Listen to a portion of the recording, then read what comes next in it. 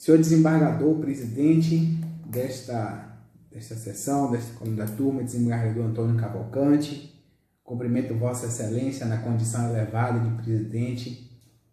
Senhora desembargadora Nájila Brito, relatora deste pedido incidental de revogação de prisão.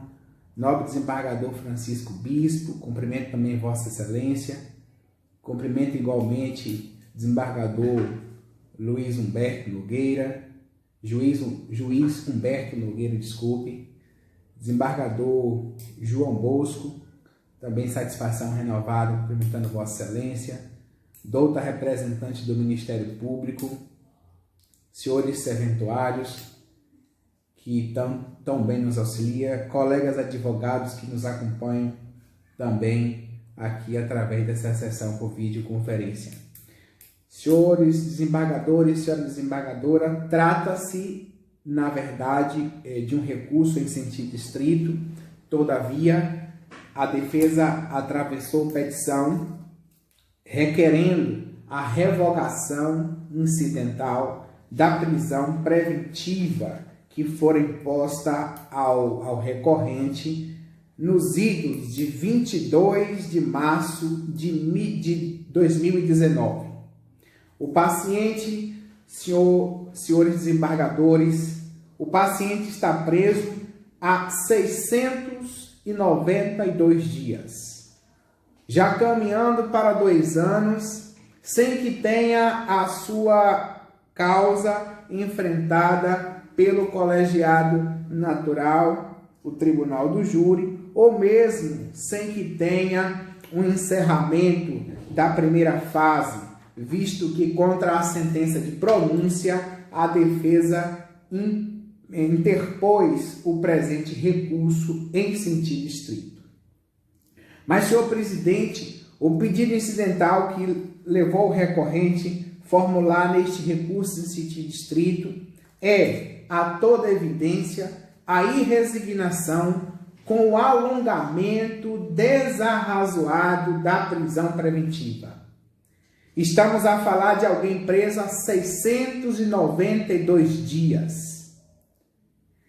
Por ocasião da decisão de pronúncia, Sua Excelência, a juíza de piso, olvidou-se de, cumprindo a determinação legal, de formular a revisão da necessidade de manutenção daquela custódia cautelar.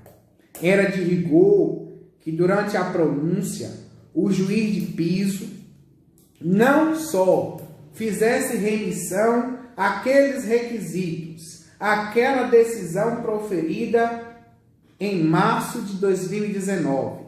Era necessário que ao fazê-lo, que ao pronunciar o paciente, se adequasse à realidade daquele momento da pronúncia, a necessidade de manutenção ou não da sua prisão preventiva.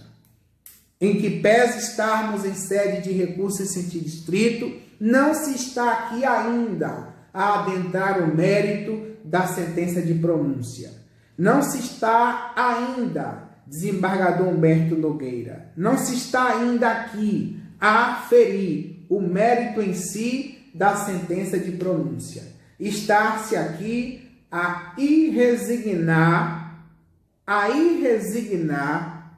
contra a decisão de pronúncia que não fundamentou adequadamente a necessidade de manutenção de uma prisão preventiva que já perdura por aproximados 2 anos.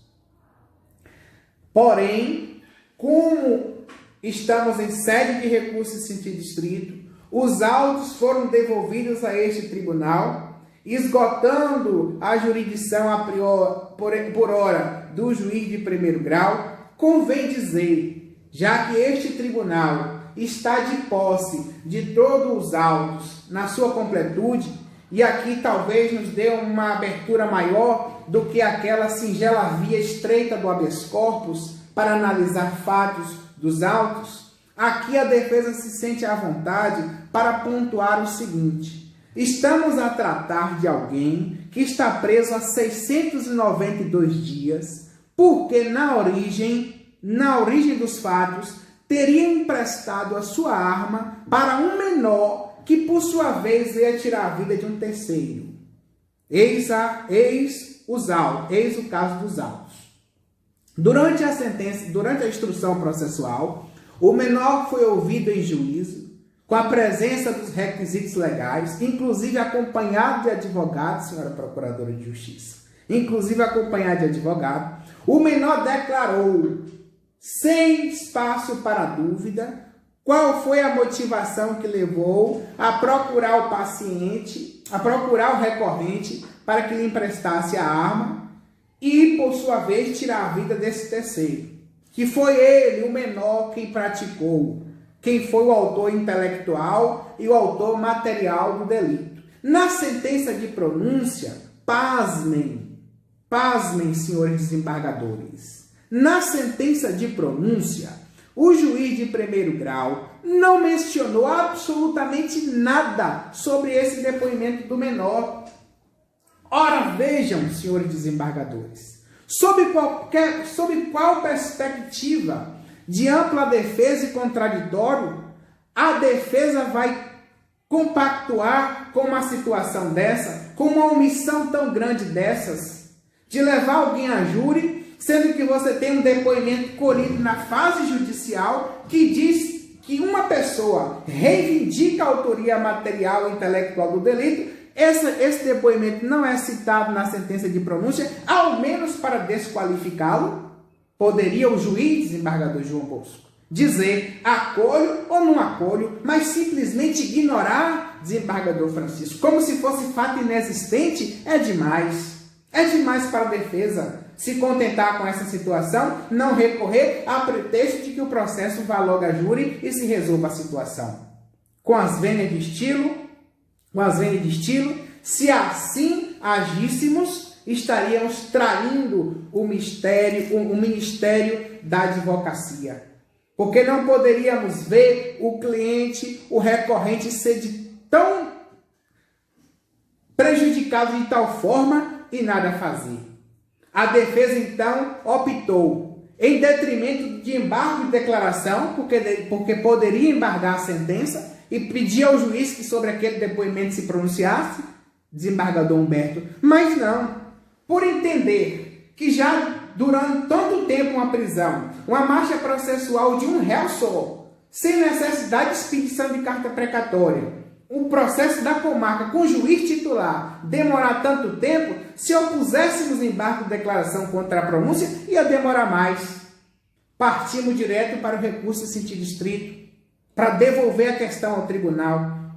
Daí porque há que se afastar de imediato, de logo, que é culpa da defesa o alongamento dessa marcha processual, porque estamos a falar de um processo que tramita há 692 dias e a defesa só interpôs um único recurso, que a lei lhe autoriza, que é o recurso em sentido estrito. O paciente é primário, não possui antecedentes criminais, a única ação penal que respondeu anterior a esta que vigora a sua prisão foi absolvido, tem residência fixa na comarca do distrito onde aconteceu seus fatos, tem família, tem filho recém-nascido.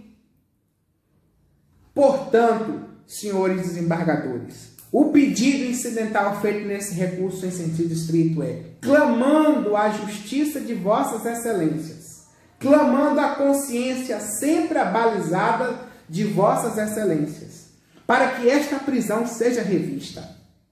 Para que essa prisão seja revista, ainda que mediante a imposição de uma ou mais medidas cautelares alternativas à prisão, uma monitoração eletrônica, arbitramento de uma fiança, uma medida cautelar que impeça o paciente de distanciar-se da comarca, de conversar com testemunhas, com familiares de vítimas, etc. Prisão domiciliar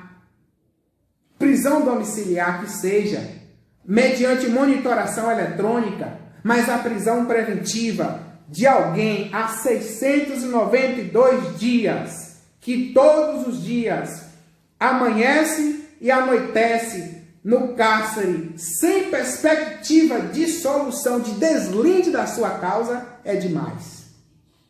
É demais, senhores desembargadores.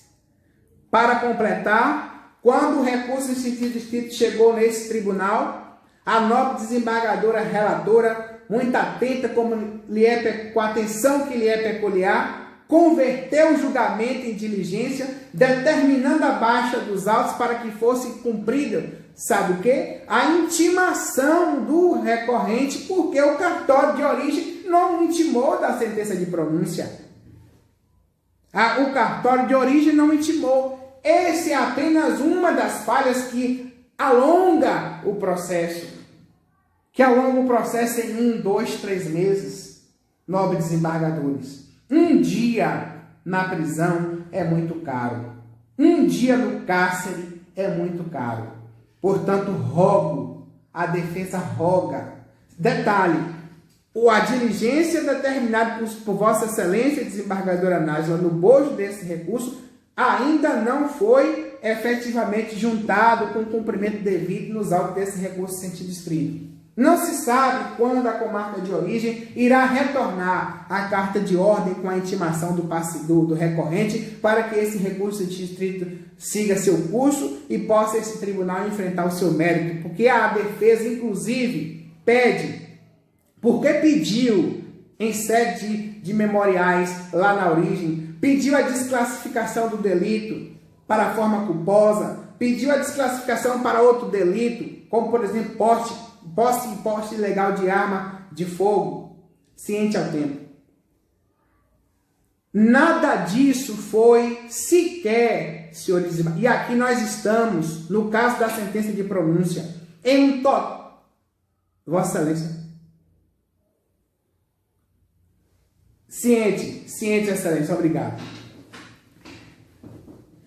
Nada obstante, todas essas considerações que fiz, que lhes trouxe, foram elas levadas ao conhecimento do juiz de piso em sede de alegações finais e o juiz, na pronúncia, repita-se, desconsiderou por completo, em total e absoluta falta de respeito com a defesa, com a dialeticidade do processo. Parece que o processo não tem parte acusador e defesa. É como se só o acusador falasse, só o acusador pudesse ser ouvido.